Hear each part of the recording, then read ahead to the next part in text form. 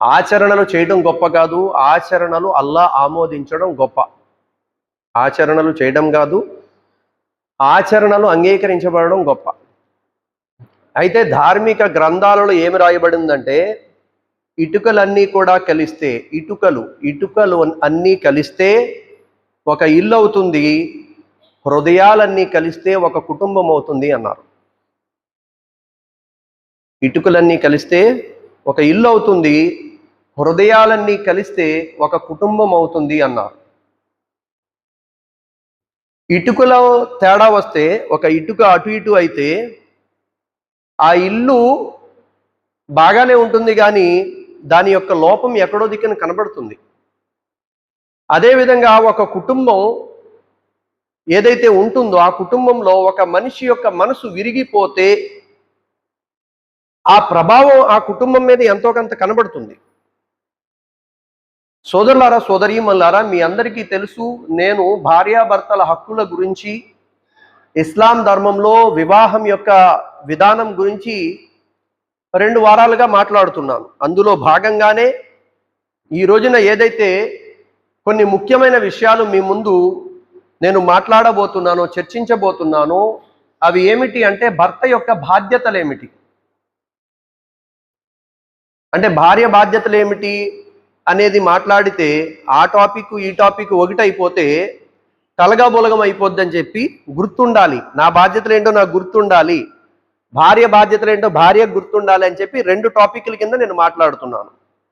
హదీసులో అల్లాకే నబీ అలైహిస్సలాతు వస్సలాం చెప్పారు. దాని సారాంశం ఏమిటి అంటే, ప్రతి ప్రవక్త యొక్క సాంప్రదాయం ఏమిటి అంటే మిస్వాక్ చేయడం, పళ్ళుదోము పుల్ల, మిస్వాక్. అయితే ఇప్పుడున్న రోజుల్లో పళ్ళుతోము పుల్లతో పాటు బ్రష్ చేయడం కూడా అవసరం. ఎందుకని? తినే ఆహారాలు మామూలు తినడంలా, మనం తినే ఆహారాలు మామూలు ఆహారాలు తినడంలా. ఆ ఆహారాలన్నీ కూడా చాలా కలుషితమైపోయాయి. కాబట్టి ఆ ఆహారాలు తిన్నటువంటి మన నోరు కూడా కలుషితమైపోతుంది. అందుకే నోటి శుభ్రం అనేది ఆదం ప్రవక్త, హజరత్ ఆదం అలైహిస్సలాం, మొట్టమొదటి మానవుడి కాడ్నించి అంతిమ ప్రవక్త, ఆఖరి ప్రవక్త హజరత్ ముహమ్మద్ సల్లల్లాహు అలైహి వసల్లం వరకు ప్రతి ప్రవక్త యొక్క సాంప్రదాయం పళ్ళుతోము పుల్లతోటి నోటిని ఎప్పుడూ శుభ్రంగా ఉంచడం, ప్రతి ప్రవక్త యొక్క సాంప్రదాయం. అయితే దైవ ప్రవక్త సల్లల్లాహు అలైహి వసల్లం ఏం చెప్పారంటే, నా యొక్క అనుచర సమాజానికి భారం అయిపోద్దేమో అని చెప్పి నేను ఈ పళ్ళుదోము పుల్లను ప్రతి నమాజ్ ముందు తప్పనిసరిగా చెయ్యాలి అని చెప్పి విధి చేయడం లేదు. నేను భారం అయిపోద్దేమో అని వదిలేసాను అంతే నేను. కానీ మనందరి యొక్క బాధ్యత ఏమిటి అంటే, సోదరులారా, సోదరీమణులారా, మన యొక్క నోటిని శుభ్రంగా ఉంచుకోవడం చాలా ముఖ్యం. ధార్మిక గ్రంథాల్లో రాయబడి ఉంది, భార్య ఎదురుగా నోటి దుర్వాసనతో ఉండొద్దు, భార్య ఎదురుగా ముక్కుని కూడా శుభ్రం చేసుకోవద్దు అన్నారు. బహదూర్ భాయ్, ఎంత పెద్ద మాట రాశారు చూడండి ధార్మిక గ్రంథాల్లో. భార్య ఎదురుగా నోటిలో దుర్వాసనతో ఉండొద్దు మీరు. అందుకే బెస్ట్ అలవాటు ఏంటంటే, ఉత్తమమైనటువంటి అలవాటు ఏమిటంటే, ఫజర్ నమాజ్కి లేచిన వెంటనే బ్రష్ చేసుకొని వెళ్ళడానికి ప్రయత్నించాలి. బ్రష్ చేసుకొని. ఎందుకంటే నోటి దుర్వాసన వల్ల ప్రజలు మనకు దూరం అయిపోతారు. కొద్దిమంది ముఖంలో ముఖం పెట్టి మాట్లాడేస్తారు. అసలు ఆలోచించండి రా నాయన, మనం మాట్లాడుతున్నామంటే అవతల వ్యక్తికి ఏమైనా బాధ కలుగుతుందా, ఇబ్బంది కలుగుతుందా, కాస్త ఆలోచించండి. కొంచెం డిస్టెన్స్ మెయింటెనెన్స్ చేయాలి మనం. మీరైనా నేనైనా వాళ్ళతో మాట్లాడుతున్నప్పుడు కాస్త చూసుకోవాలి, నేను మాట్లాడటం వల్ల వారికి ఏమైనా ఇబ్బంది కలుగుతుందా అని చెప్పి. కొన్ని ప్రదేశాల్లో అయితే నోటిని శుభ్రం చేసుకోవడం అలవాటు ఉండదంటండి వాళ్ళకి, మౌత్ ఫ్రెషనర్స్ వాడేస్తారంట.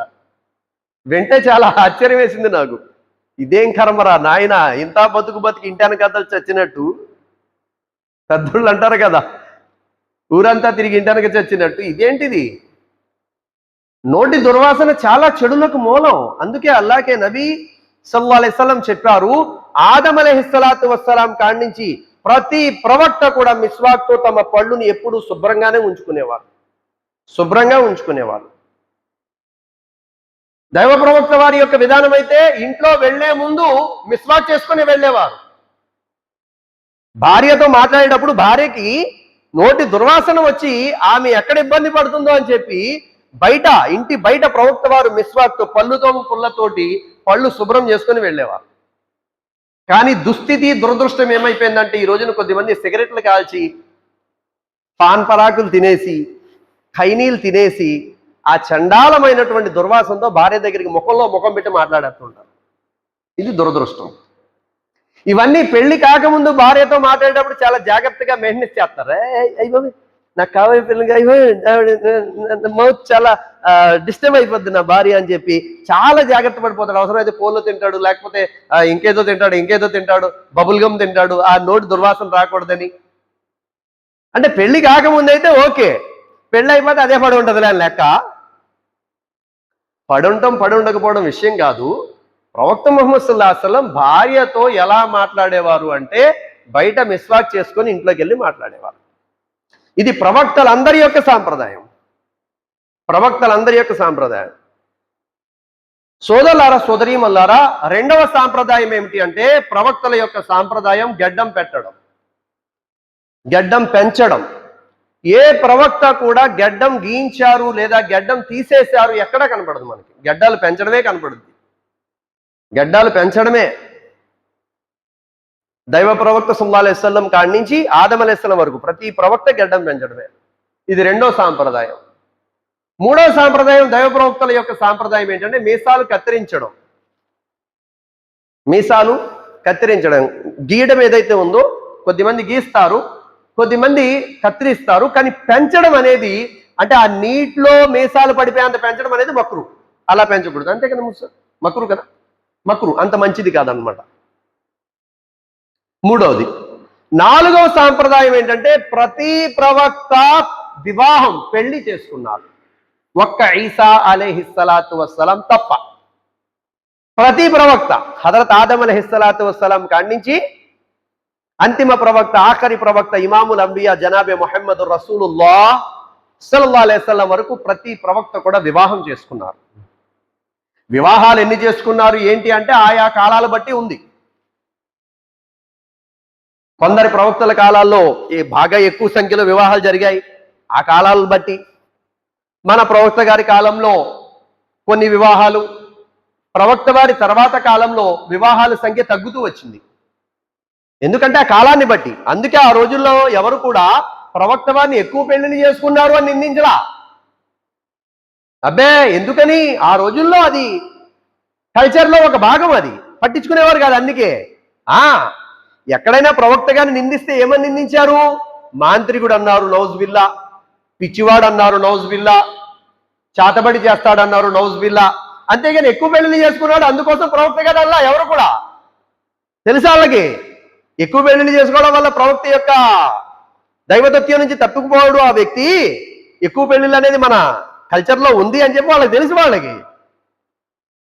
అయితే ఏది ఏమైనప్పటికీ సోదరులారా, సోదరీమల్లారా, వివాహం అనేది ప్రవక్తల యొక్క సాంప్రదాయం.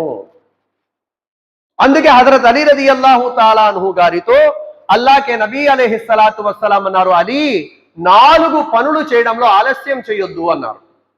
4 పనులు చేయడంలో అస్సలు ఆలస్యం చేయొద్దు. అందులో మొట్టమొదటిది ఏమిటి అంటే అజాన్ అయిన వెంటనే నమాజ్ చదవడంలో ఆలస్యం చేయొద్దు. అజాన్ అయిన వెంటనే నమాజ్ చదవడంలో ఏం చేయకూడదంట సోదరులారా?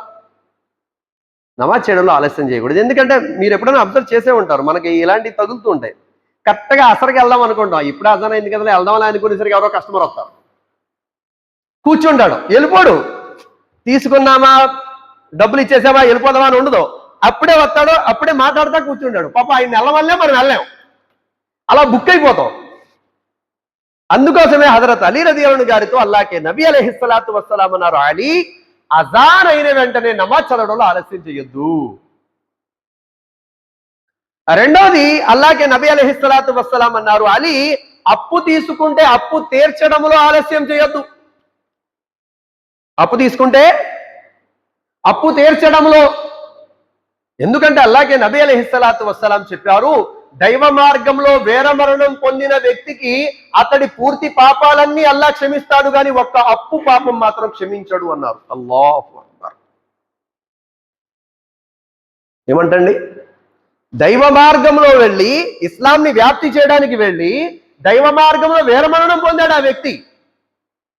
ఇస్లాంని వ్యాప్తి చేస్తూ చేస్తూ అక్కడే చనిపోయాడు. ప్రవక్త వారు అన్నారు, అతడి పాపాలు అల్లాహ్ అన్నీ క్షమిస్తాడు కానీ ఇతడు ఎవరికైనా అప్పు ఉండి ఆ అప్పు తీర్చకుండా చనిపోతే మాత్రం అల్లాహ్ ఈ అప్పు పాపం మాత్రం క్షమించడు అన్నారు అల్లాహ్కి నబీ సల్లల్లాహు అలైహి వసల్లం.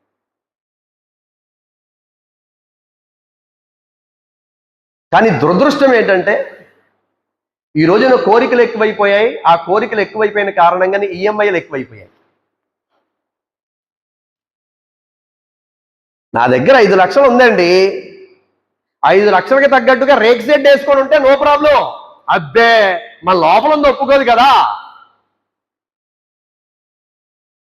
లోపల ఉందానికి సంజాయించిన మన ఇంట్లో వాళ్ళు ఒప్పుకోరు కదా, మన ఇంట్లో వాళ్ళకి సంజాయించిన మన చుట్టాలు ఒప్పుకోరు కదా.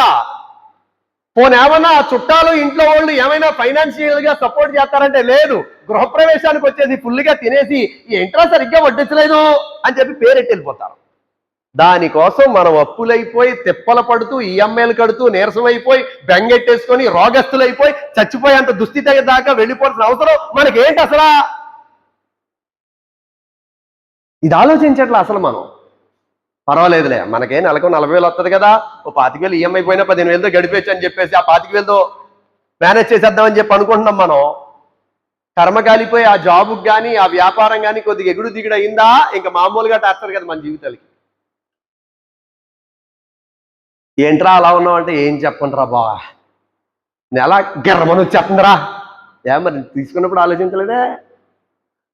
అప్పుడు కూడా గిర్రమనే వచ్చింది, అప్పుడు కూడా గిర్రమనే వచ్చింది కానీ అప్పుడు ఆలోచించలేదే. అప్పుడు ఆలోచించరా, తీసేసుకున్నాక ఆలోచించున్నాం. గిర్రమని వచ్చేస్తుందా నెల 25,000 కట్టాలంటే ప్రాణం ఎగిరిపోతుంది గాల్లో గల.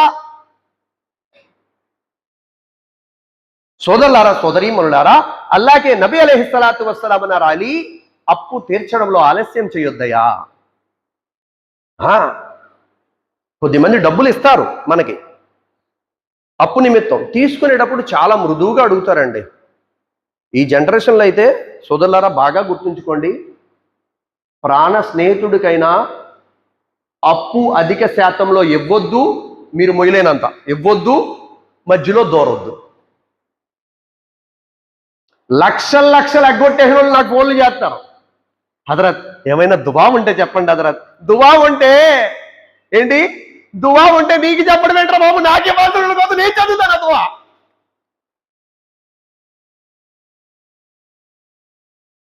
ఇచ్చేటప్పుడేమో ఆ 4 మాటలు పొగడగానే భయ్ మీ అంత తోడు లేరు భయ్, మీరు తప్ప ఎవరిస్తారు భయ్, మీరే మమ్మల్ని పట్టించుకునేవారు భయ్, మీరే చేయాలి భయ్ అని చెప్పేసి అంటే ఆ పొగకి ఉబ్బిపోయి తబ్బిపోయి మనమేమో అతడికి ఇచ్చేసి తర్వాత ఏమో చేతులు నలిపేసుకొని బాధపడి ఇంట్లో వాళ్ళతో తిట్లు తిని ఈదులో వాళ్ళతో తిట్లు తిని అప్పు ఆడి దగ్గర వేరే వాళ్ళ దగ్గర తీసుకొని మరీ కొద్దిమంది ఇప్పిస్తారు, ఆడితో తిట్లు తిని ఏం చేయాలో అర్థం కాక మెంటలు వచ్చేస్తుంది వీళ్ళకి. అందుకే పెద్దోళ్ళు ఈ రోజుల్లో గురువులు ఏమంటారంటే అప్పు అంతే ఇవ్వండి, ఎంత ఇస్తే అది మీరు వదిలేసుకున్నా లెక్కలేదో మీకు. ఉదాహరణకి 10,000 అడిగాడండి నన్ను, నాకు 10,000 అంటే పెద్ద మొత్తం. నేను అన్నా 10,000 తెమలదరా, ఒక 1,000 రూపాయలు ఇస్తాను, నేను కావాలంటే చూసుకో. నువ్వు ఇచ్చావా అల్హమ్దులిల్లా, లేదా ఫీ సబీలిల్లా, అస్సలాము అలైకుం వాలైకుం సలాం. వద్దన్నా నేను మొయలేనంత నాకెందుకు చెప్పు అని చెప్పి జాగ్రత్తగా మనం ఇది చేయడానికి ప్రయత్నించాలి. కానీ అప్పు ఇచ్చామా తిప్పలు తప్పం. ఒకవేళ మీ ఇద్దరు డీలింగ్స్ బాగున్నాయి, మీ ఇద్దరికి బాగా నమ్మకం ఉంది, కొద్దిమంది ఉంటారండి నిజాయితీగా ఉంటారు, అలాగని అందరినీ మనం తప్పు పట్టడానికి లేదు కదా. ఉంటారు కొద్దిమంది, ఎక్కడో ఒకలో ఇద్దరు చేతుల మీద లెక్కెట్టచ్చు, నిజాయితీగా ఉంటారు వాళ్ళు. అయితే సోదరులారా సోదరీమణులారా, హజరత్ అలీ రదియల్లాహు గారితో అల్లాహ్కే నబీ అన్నారు, అలీ అప్పు తీర్చడంలో ఆలస్యం చేయొద్దు, త్వరగా తీర్చే. ఎందుకని? చావు ఎప్పుడు వస్తుందో ఎవరికి తెలియదు కదండి. అది వచ్చిందంటే లేనిపోని ప్రాబ్లం, ఈ అప్పుతో చచ్చిపోయామంటే లేనిపోని ప్రాబ్లం. అందుకే అల్లాహ్కే నబీ అన్నారు, అలీ అప్పు తీర్చడంలో ఆలస్యం చేయొద్దు. మూడోది అల్లాహ్కే నబీ సల్లల్లాహు అలైహి వసల్లం అన్నారు, ఎవరైనా చనిపోతే అతనిని ఖననం చేయడంలో ఆలస్యం చేయకండి. మూడోది, ఎవరైనా చనిపోతే ఆ చనిపోయిన వారి యొక్క ఖనన క్రియలలో, జనాజాలో ఆలస్యం చేయొద్దు. కొద్దిమంది సౌదీ నుంచి వస్తున్నారండి, ఖతర్ నుంచి వస్తున్నారండి, దుబాయ్ నుంచి వస్తున్నారండి, అక్కడి నుంచి వస్తున్నారండి, ఎక్కడి నుంచి వస్తున్నారండి, ఏది ఏమైనా ఆలస్యం చేయొద్దు అంటారు. ఇది మూడో పని. అలాగే నబీ అలైహిస్సలాతు వస్సలాం అన్నారు, అలీ నాలుగో పని ఏమిటి అంటే, యవ్వనస్తుడైన అమ్మాయికి లేదా అబ్బాయికి మంచి తోడు, మంచి జోడు కుదిరింది, సంబంధం కుదిరింది అంటే వివాహం చేయడంలో ఆలస్యం చేయొద్దు అన్నారు.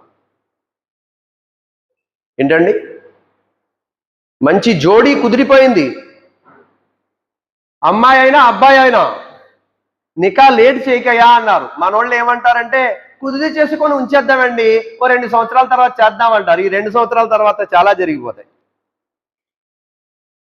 ఏం భయ్, నిజమా కాదా? అనుభవజ్ఞులకి అర్థమవుతుంది, కుర్రోళ్ళకైతే అర్థం కాదు.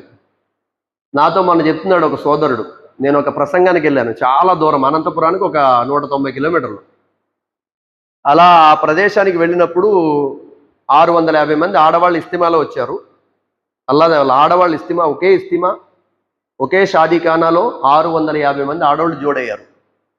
1:40 నిమిషాలు మాట్లాడా అల్లాదే వల్ల. ఆ తర్వాత దువా అయింది. ఆ తర్వాత మగవాళ్ళు అందరూ వచ్చి కలుస్తుంటే అందులో ఒక ఆయన వచ్చి అంటున్నాడు, మా అమ్మాయి కోసం దువా చేయండి అఫ్రోజ్ భాయ్, చాలా మంచి సంబంధం కుదిరింది, అబ్బాయి చాలా మంచోడు, అమ్మాయికి అబ్బాయికి ఇద్దరికీ నచ్చింది, కానీ మా బంధువులే ఆ సంబంధాన్ని విరగొట్టేశారు. బయటోళ్ళు కాదు, బంధువులే. అంటారు కదా, తర్వాత చేద్దాం, ముందు కుదిరి చేసుకుందాం అంటారు కదా, ఈ లోపు చాలా మాటలు చాలా రకరకాలుగా మాట్లాడతారు. అందుకోసమే కుదిరిందా, అమ్మాయికి అబ్బాయి నచ్చాడు, అబ్బాయికి అమ్మాయి నచ్చింది, ఆ పెద్దోళ్ళు ఈ పెద్దోళ్ళు ఇష్టపడ్డారు, వెంటనే త్వరగా చేయడానికి ప్రయత్నించండి. సోదరులారా, సోదరీమల్లారా, అల్లాగే నబీ అలైహిస్సలాతు వస్సలాం హజరత్ అలీ రదియల్లాహు గారికి చెప్పిన మాటలు ఇవి. అయితే ధార్మిక గ్రంథాల్లో ఏమి రాయబడి ఉంది అంటే, పెళ్లి అయిన తర్వాత భర్త 4 తప్పులు చేయకూడదని రాస్తుంది. ఎన్ని తప్పులు చేయకూడదండి? 4 తప్పులు భర్త చేయకూడదని రాస్తుంది. అందులో మొట్టమొదటి తప్పు ఏమిటి అంటే, భార్య బాధ్యతలు భర్త తీసుకోకపోవడం. మీరు అనుకోవచ్చు, ఏంటి అలాంటి వాళ్ళు ఉంటారా గురువు గారు అని చెప్పి. ఉంటారు. భార్య బాధ్యతలు తీసుకోరు, పెళ్ళి అయిపోయినా కూడా ఇంకా యంగలా ఫీల్ అయిపోయి బొంగులో పనులన్నీ చేస్తుంటాడు బిడ్డ. పెద్దవాళ్ళు అంటారు, రెడీ పెళ్లి చేసాం కానీ ఇంకా ఎవరో రాలేదురా అని తిడుతూ ఉంటారు కూడా కొన్ని ఏరియాలో. మీరు చూసారో లేదో. బాధ్యత లేకుండా ఉండకూడదు, ఇది చాలా పెద్ద తప్పు. మీకు ఏంటంటే, కుర్రోళ్ళకి ఏంటంటే యవ్వనంలో ఏం తెలీదు, పెళ్ళం ఇంట్లో పడుందిలే, బయట రంగులు ఆస్వాదించవచ్చు అని చెప్పి కొద్దిమంది ఆలోచిస్తుంటారు. రంగులు ఎక్కువ చూడకూడదండి, కళ్ళు తర్వాత పోతాయి, చాలా త్వరగా పోతాయి. ఒక అమ్మాయి వచ్చి బాధపడుతుంది ముఫ్తీ సాబ్ దగ్గర, గురుగారు నా భర్త చాలా వరస్ట్గా తయారయ్యాడండి, ఎంత చెప్పిన మాట వినడంలా, పరాయి ఆడవాళ్లతో చెడు సంబంధాలు పెట్టుకుంటున్నాడు, ఏవైతే ఆ ఫోన్లో గట్టా చూడటం నిషిద్ధమో అవి చూస్తా కూర్చుంటున్నాడు, ఎంత చెప్పినా అర్థం చేసుకుంటలేదండి అని చెప్పి ముఫ్తీ సాబ్ దగ్గర బాధపడుతుంది ఒక అమ్మాయి వచ్చి. ముఫ్తీ సాబ్ పెద్దగా ఏం చెప్పలా, నువ్వేం టెన్షన్ పడొద్దమ్మా, త్వరగా ముసలోడు అయిపోతాడులే అని చెప్పాను. ఏంటి, నువ్వేం టెన్షన్ పడిన అవసరం లేదమ్మా, త్వరగా నీ భర్త ముసలోడు అయిపోతాడులే అని చెప్పాను. అంటే విషయం ఏంటంటే, ఈ కళ్ళు ఎవరిని చూడటానికైతే అల్లా మనకి ఇచ్చాడో అవి అంతవరకు చూస్తే అల్లా అందులో బరకతిస్తాడు. దురదృష్టం ఏంటంటే సోదరులారా, పెద్దలారా, ఈ రోజున మన కళ్ళతోటి ఏవైతే అల్లా చూడొద్దన్నాడో అవి కొందరు ఎక్కువగా చూడటం కారణంగా తన భార్య అందంగా కనపడటంలా. కొద్దిమంది మగోళ్ళు మనసులో అనుకుంటారు, మా ఆవిడ నైటీ వేసుకునే ఉంటుందండి, ఇంకా అందంగా ఎక్కడ కనపడుతుందని. కాదు, నైటీ వేసుకున్నా అందంగా కనపడతారు. ఎప్పుడు అంటే మనం పరాయి ఆడవాళ్ళని చెడుగా చూడకపోతే కనపడతారు. ఈ ఆడవాళ్ళు తప్పు కూడా ఉంది ఇందులో, నేను ఒప్పుకుంటాను, ఇందులో ఎలాంటి అబద్ధం లేదు. అది వేరే టాపిక్, అది వేరే టైంలో ఆడవాళ్ళ హక్కులు ఏంటన్నప్పుడు మాట్లాడినప్పుడు ఆ మాటలు వస్తాయి, అది వేరే విషయం అనుకోండి. ఏది ఏమైనప్పటికీ అల్లా తబారకు తాలా ఖురానే మజీదులో పరాయి స్త్రీల్ని చెడుగా చూడొద్దు అన్నాడు. చూడొద్దు అన్నాడు. చూడొద్దు అన్నప్పుడు మనం చూస్తున్నాము అంటే మన భార్య మనకు అందంగా కనపడదు. ఎందుకంటే బయట అందాలకు అలవాటు పడిపోయాడు కదా. బయట ఫుడ్కి అలవాటు పడ్డవాడికి ఇంట్లో ఫుడ్ ఏ రుచి ఉంటుంది? బయట ఫుడ్కి అలవాటు పడిపోయాడండి, ఇంట్లో ఫుడ్ ఏ రుచి ఉంటుంది దీనికి? అబ్బే ఉండదు. ఈ మహాతల్లి ఎంత అందంగా, ఎంత కష్టపడి, ఎంత రుచిగా తయారు చేసినా బయటికి బాగా అలవాటు పడిపోయాడు బిడ్డ. ఆయనకి ఇంట్లో ఫుడ్ అన్నం రుచి అర్థం కావాలి అంటే ఇక్కడ ఏం చేయాలి అంటే బయట ఫుడ్ కట్ చేయాలి. అప్పుడు ఇంట్లో ఫుడ్ రుచిగా అనిపిస్తుంది. ఈ బయట ఫుడ్కి బాగా అలవాటు పడిపోయారు కుర్రోడు, ఇంకా ఇంట్లో ఫుడ్ రుచి ఎక్కడ ఉంటుంది? భార్య విషయంలో సోదరులారా, సోదరీమల్లారా, భర్త చేయకూడనటువంటి పెద్ద తప్పు అంటే ఏమిటి అంటే బాధ్యత లేకుండా ఉండడం. బాధ్యత లేకుండా ఉండడం. సంపాదించాలి, కొంచెమైనా. కొద్దిమంది ఖాళీగా ఉండడం అలవాటు. ఖాళీగా ఉండడం. ఈ మధ్య నేను ఇంతకు ముందు కూడా చెప్పా, ఒక నెల క్రితం బయాన్లో ఒక చిన్న షాప్ పెట్టించేస్తున్నారు. ఎందుకు? ఆడికి పెళ్లి చేయడం కోసం. అంతే. ఏంటంటే ఇడు ఆవారాగా తిరుగుతాడని చెప్తే, పెళ్లిళ్ళ పేరాయికి చెప్తే ఎలా ఉంటది అంటే బాధగా ఉంటది కదా, అక్కడ అమ్మాయి వాళ్ళకి బాధగా ఉంటది కదా. అందుకోసం ఒక నెల రోజులు ఏదన్నా షాప్ పెట్టించడం అని చెప్పి మళ్ళీ ఆ తప్పుడు సలహా కూడా ఈయన ఎత్తాడు, ఆ అమ్మాయి జీవితాన్ని నాశనం చేయడానికి. ఏమన్నా అంటే పెళ్లి చేసేస్తే సెట్ అయిపోతారండి. అయితే నీ కూతుర్నిచ్చే, సరదాగా నీ కూతుర్నిచ్చే సెట్ అయిపోతాడు కదా. అబ్బే, వేరే వాళ్ళ కూతురు జీవితాలు నాశనం చేస్తారా మీరు? ఒక నెల రోజులు వ్యాపారం పెట్టించేసి 2 నెలలు వ్యాపారం పెట్టించేసి వేరే వాళ్ళ కూతురు జీవితాలు సర్వనాశనం చేస్తారా మీరు? సోదరులారా, సోదరీమల్లారా, భర్త బాధ్యత లేకుండా ఉండకూడదు. ఇది మొదటి తప్పు. రెండోది ఏంటంటే ఖాళీగా ఉండకూడదు. చిన్నదో పెద్దదో. ప్రవక్త వారు ఏం చెప్పారు? సహీ బుఖారీ ముస్లిం హదీస్ ఇది. అల్లాగే నబీ అన్నారు శిష్యులతోటి, మన శిష్యులారా, దైవ మార్గంలో ధనం ఖర్చు పెట్టడం కంటే, రావి అబూ హురైరా దైవ మార్గంలో ఖర్చు పెట్టడం కోసం చెప్తారు ప్రవక్త గారు, ఖర్చు పెట్టడం కంటే, పేదవారికి ధనం ఖర్చు పెట్టడం కంటే, ఖైదీల యొక్క విడుదల కోసం ధనము ఖర్చు పెట్టడం కంటే, తన భార్య బిడ్డల కోసం ఖర్చు పెట్టే ధనం తీర్పు దినం రోజున త్రాసులో ఎక్కువ భారంగా ఉంటుంది అన్నారు అల్లాహ్ నబీ సల్లల్లాహు అలైహి వసల్లం. భార్య బిడ్డల కోసం భర్త కష్టపడాలి.